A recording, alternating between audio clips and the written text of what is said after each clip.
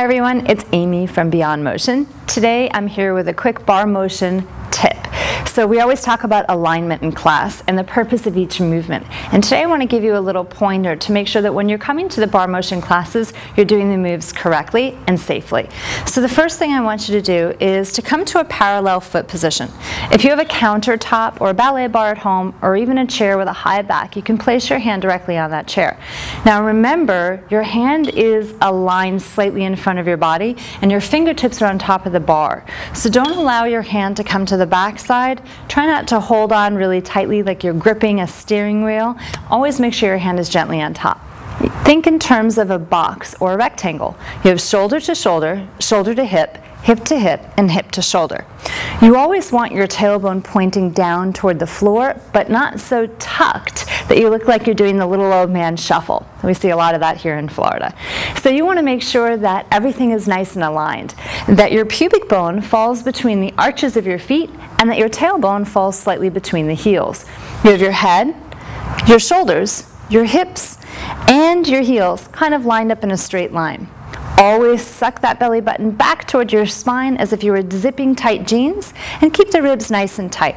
The heart is high, and if you think about having a tiara on your head, keep the crown of your head pressing up against the ceiling. That way you won't tuck your chin or tilt your head too far back.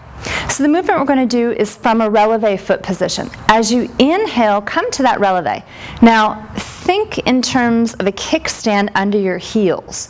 You'll only come to the height that you can support with all 10 toes on the floor, where you're not wiggling on the inside or the outside of the foot. You want everything nice and stable. You want to feel the kneecaps lifted so that you can feel the muscles engaged in your legs.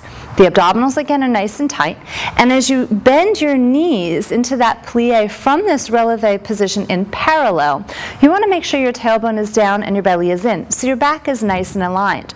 You can always take your hand and wrap it around the pelvic girdle here so that you can feel if you start to shift or tip into the wrong position.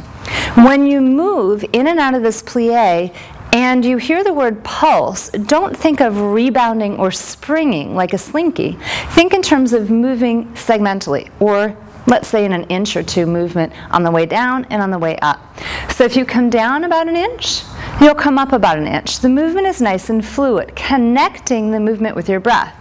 So you can exhale on the way down, inhale to come back up.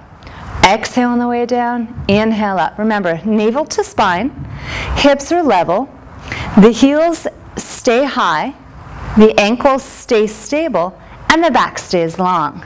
Let's do 5 more here. Down and up 1, down and up 2, down and up 3, belly's nice and tight, down and up 4, 1 more, down and up on 5. Go ahead and bring the heels back down to the floor.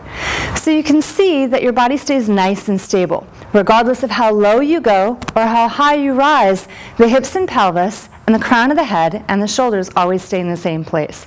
So next time you're in a bar motion class, you know exactly where you need to be, and practice at home. Again, using a ballet bar, the back of a chair, or even a countertop. And we'll see you in class real soon. Have a great day.